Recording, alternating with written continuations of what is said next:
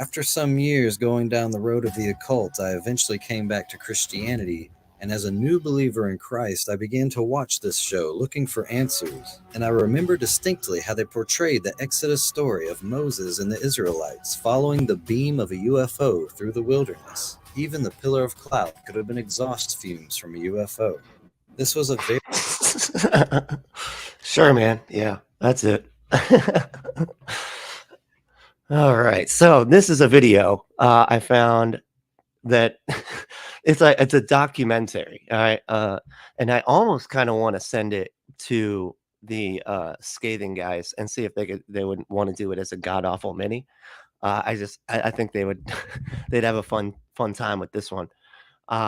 It's so basically it's this one guy that's on this channel, like LED or something. It's like light exposes darkness, and they do it's like in Little Light Studios is what it's called, and it's extremely fundamentalist Christian, but then it's also like super like conspiracy theory people, and they've got a huge budget, and so it's kind of crazy, and it's just been very interesting so far. They've been the most the most interesting videos I've seen, and they got like 100 and something thousand subscribers. Like it's a big channel, it's it's crazy how many people really like this Christian conspiracy stuff, the Illuminati. They're constantly talking about the Illuminati. Now they're talking about aliens.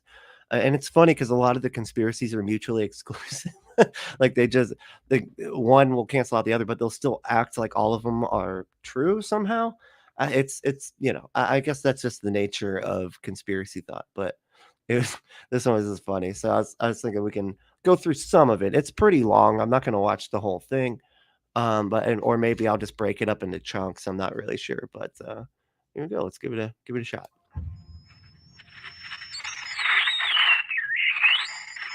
So, for we do not wrestle against flesh and blood, but ... against spiritual hosts of wickedness in the heavenly places.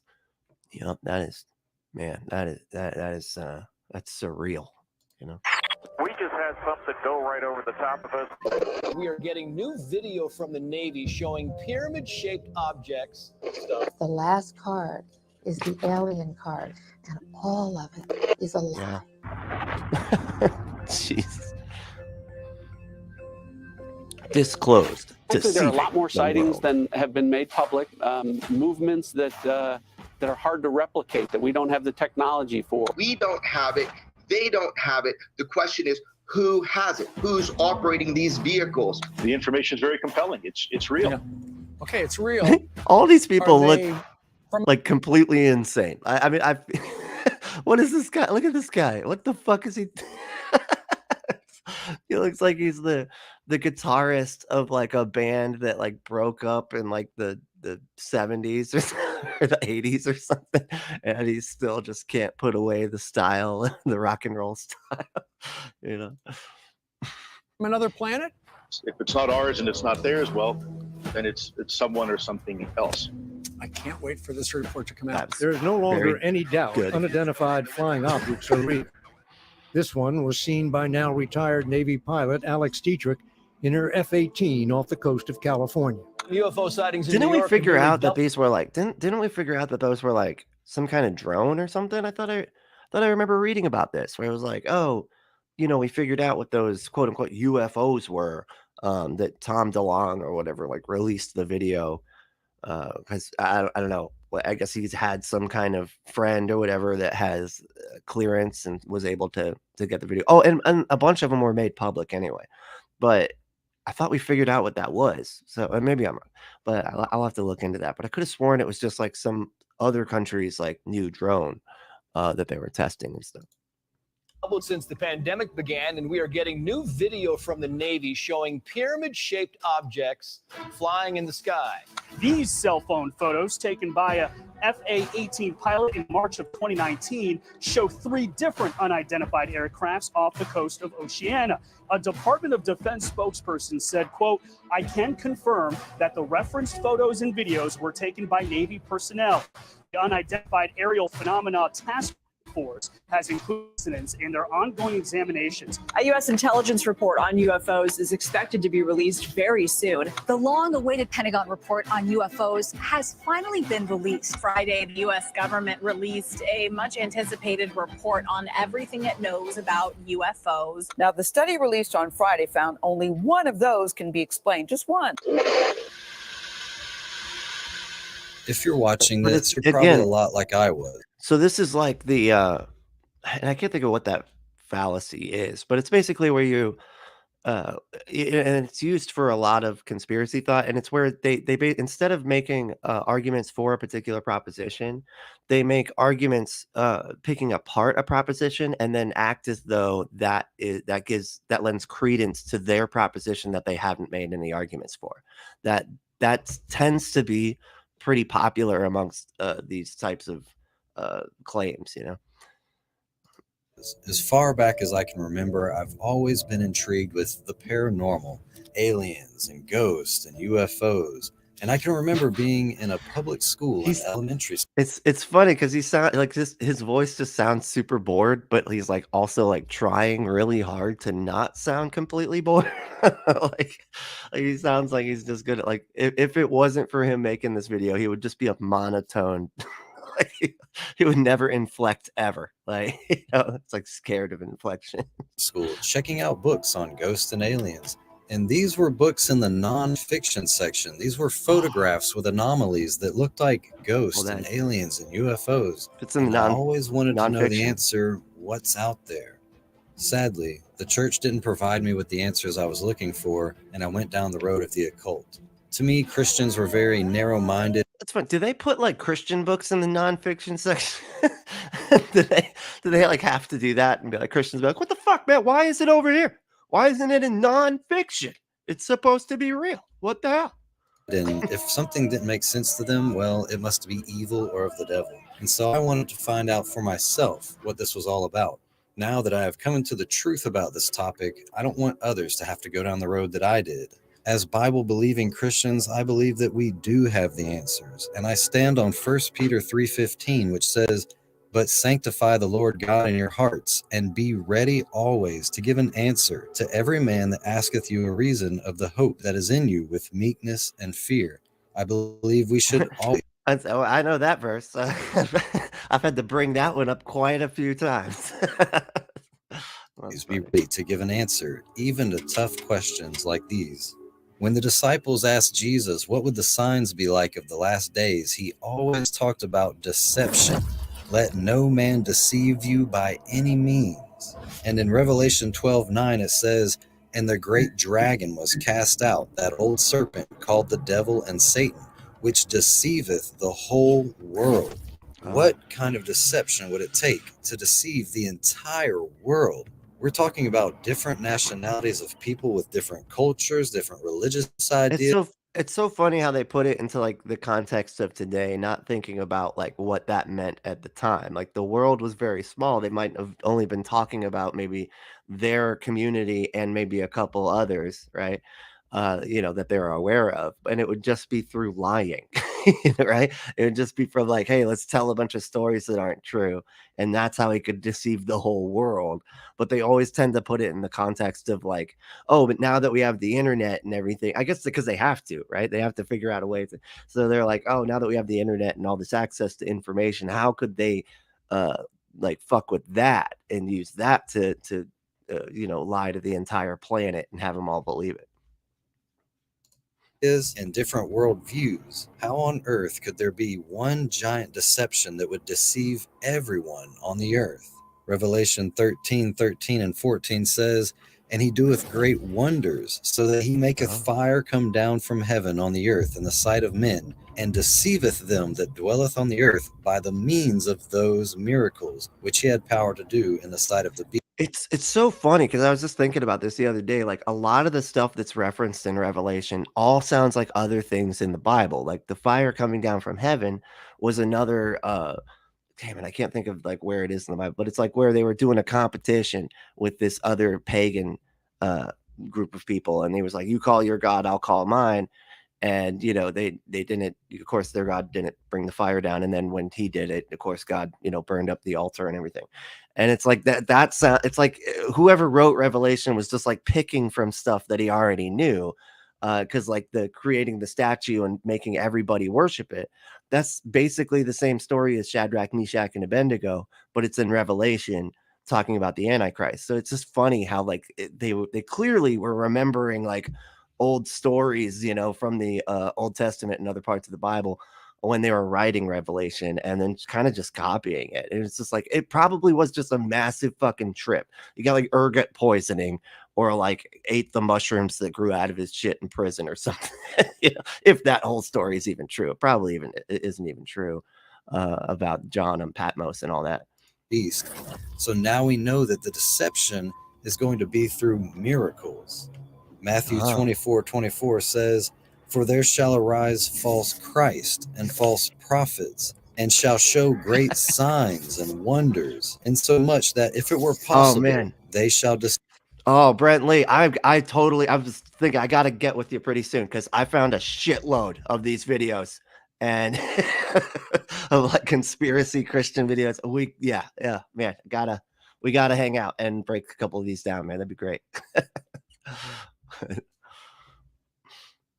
But yeah, everybody go like and subscribe to Brent Lee TV. Here again, we see these signs and miracles that are being presented by false Christs and false prophets.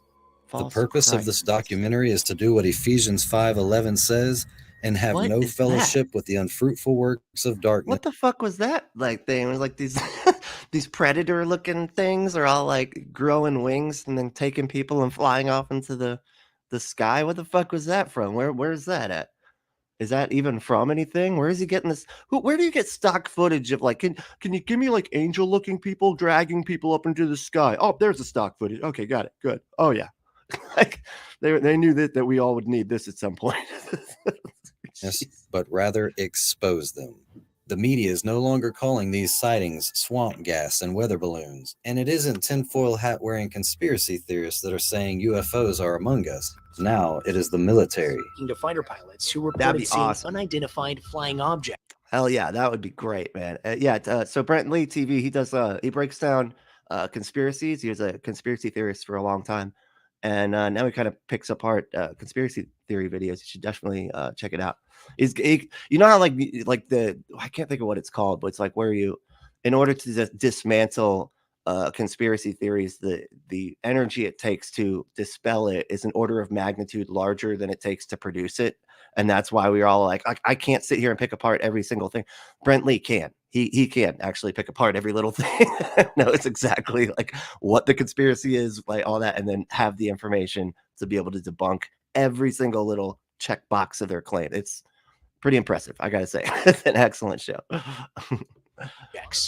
Every day for at least a couple of years. This was extremely abrupt, like a ping pong ball bouncing off a wall. The ability to hover over the water and then start a vertical climb from basically zero up towards about 12,000 feet, and then accelerate in less than 2 seconds and disappear is something I had never seen in my life. In my position as the ranking member of Terrorism and Counterintelligence, we need to know what this is. It's clear to see that pop culture is obsessed with outer space and aliens and UFOs. You can hardly watch a kid's show or a movie or a comic book. We're obsessed with the unknown because we're curious by nature. Like we are just curious beings. That was like part of like what went into us when our brains like expanded and everything. We just got extremely curious, and we're also really good at finding patterns. That's the two things we're awesome at. Or an advertisement that doesn't show a UFO or an alien.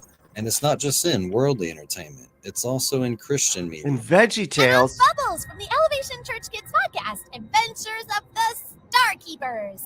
Around March of 2009, History Channel had a new show called Ancient Aliens. This took the idea of believing in aliens from your wacky fringe theorist to the scientific and historical world. That's so awesome. They said that takes it out of your wacky friend's backyard and puts it in like the academic space. And it shows fucking David Icke. The lizard guy, the reptilian humanoids dude. Yeah. They're like, yeah, totally a normal, not crazy person. It was saying stuff.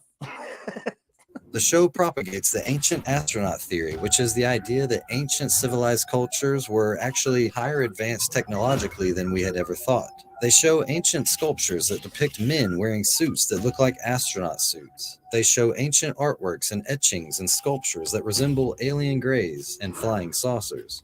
After some years going down the road And yet, of the occult, what I don't understand about this is where do they think all the technology went? Like we just stopped learning stuff. Like they just came, dropped off like a bunch of technology, and came back and picked it up. Like, oh shit, we forgot our flashlight thing. Really? That's like, why wouldn't we have found that stuff and then duplicated it and then had like, it just doesn't make any sense. It's not like you get all technologically advanced and then all of a sudden everybody just disappears and then we go back to the fucking Stone Age. It's just not how it would work. It would continue on that path, right? I mean, it's just, the ancient aliens thing seems so stupid to me, but eventually came back to Christianity. And as a new believer in Christ, I began to watch this show looking for answers. And I remember distinctly how they portrayed the Exodus story of Moses and the Israelites following the beam of a UFO through the wilderness. Even the pillar of cloud could have been exhaust fumes from a UFO. This was a very intriguing idea to me because I believed in extraterrestrials and that God created all things. And if God sent angels on missions to help men. Wow. So he was like one of the few people that like believed in aliens, but also believed in like a God or a religious God. A lot of times, like when I've ever had these conversations, it's like they'll say, oh no, there couldn't be aliens because Jesus, there'd have to be an alien Jesus. To go die for them, because that's if they're an intelligent being, that would mean that they would have a soul, which means that their soul would have to be saved, and so on and so forth down that to their logical conclusion. Why wouldn't he send his other creatures on other planets to help men? As I continued my lifelong search for truth in this matter, I found out that militaries of the world, including the US military and the Nazis, have created flying saucer crafts. So this made me wonder why our minds always went directly to outer space when we would see these things flying in the sky. How come our minds weren't thinking of secret military craft, but instead thinking of aliens flying saucers? To be honest, a lot of us do. That's always been my thought. Like anytime people see stuff in the sky and they're like, "Oh man, what is that? It's a UFO, whatever." I'm like, "How do you know that's just not like something that we, some other country made or some like wealthy, billionaire guy like made or something?" It's like whatever, it just could be all sorts of shit, but they always jump to the conclusion that it's definitely outer space. It's like, and I think that's a lot of just programming, just from movies and stuff like that. And it's so interesting with conspiracies. You see a lot of times just how influential movies are to how these people think. Everything, because in so many movies and tons of comic stuff, there's always some like syndicate, like in X-Files, it was like the syndicate, and shit like that. It's always some like mafia type thing, but that's ultra powerful. It's just funny how influential movies and television are, and people have such a difficult time parsing those two things out. Answer is pretty clear. Since the dawn of sci-fi novels and radio and television, this idea of alien men flying around in saucers has been implanted into our mind for generation upon generation.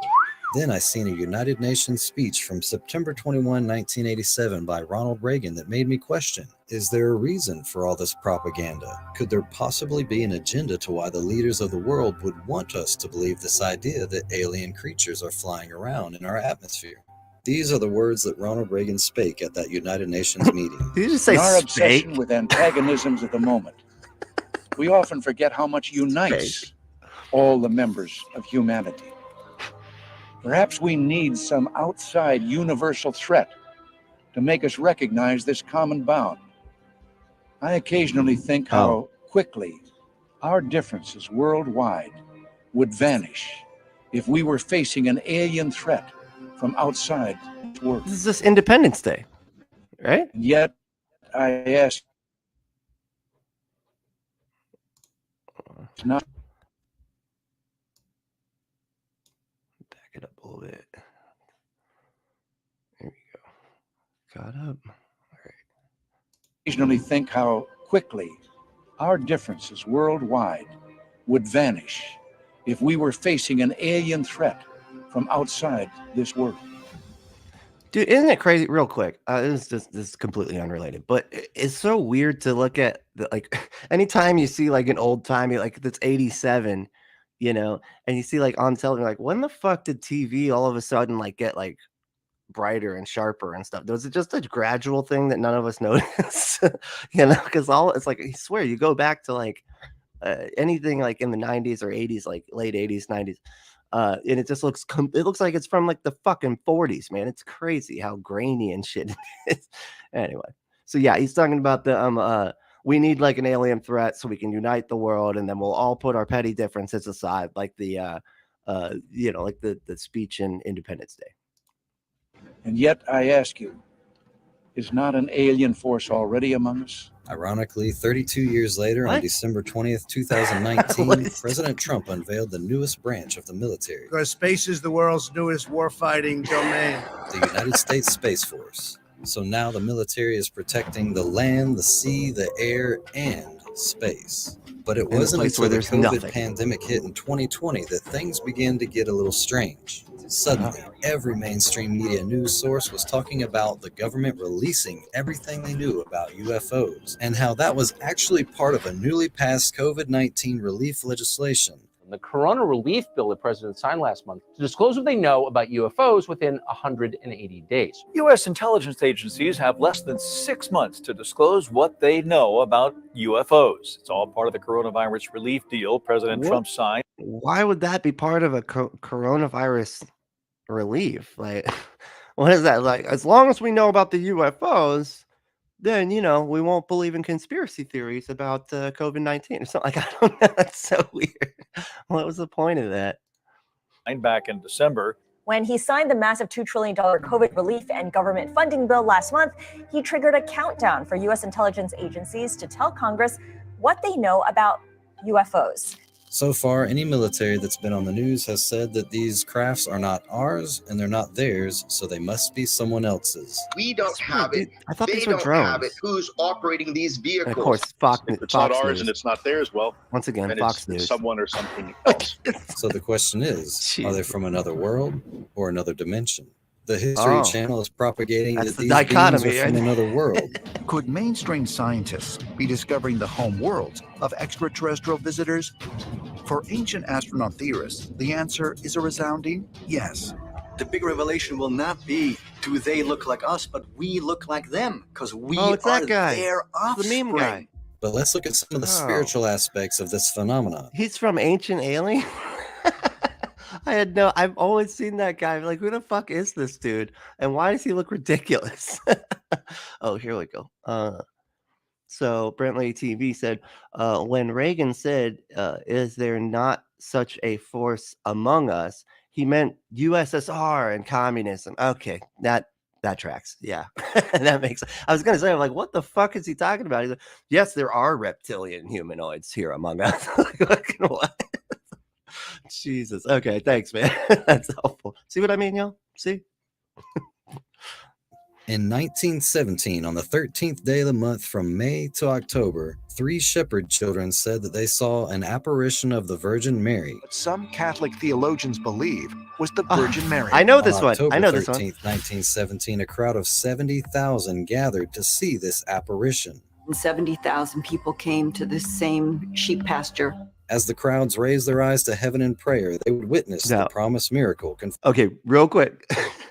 Keep in mind what they're all there to look at. And what the apparition is. It's hilarious. And it's like, it makes perfect sense when you understand what happened. Confirming everything that the children had said. They saw the sun dance. This saw the spiritual sun dance. apparition appeared as a glowing disc flying around in the heavens, much like many of the UFO sightings. And people said that they saw a spinning silver disc.